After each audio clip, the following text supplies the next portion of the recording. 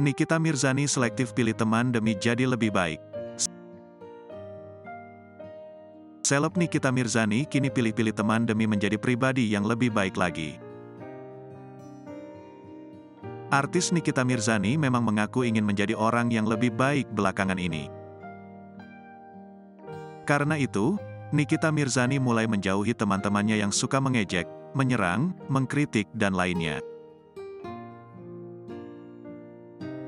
Kata orang zaman dahulu, jika mau punya pergaulan yang bagus bermainlah dengan orang-orang bagus juga, ucap Nikita, Minggu, tanggal 28 Oktober tahun 2023. Menurutnya, teman pergaulannya kini selalu membawa energi baik di hidupnya. Setidaknya bisa membawa kita jadi lebih baik. Gue sekarang terlalu enjoy, terlalu happy dengan circle yang baru ini. Karena circle yang baru ini cukup membawa gue ke energi baik ke diri gue sendiri, lanjutnya.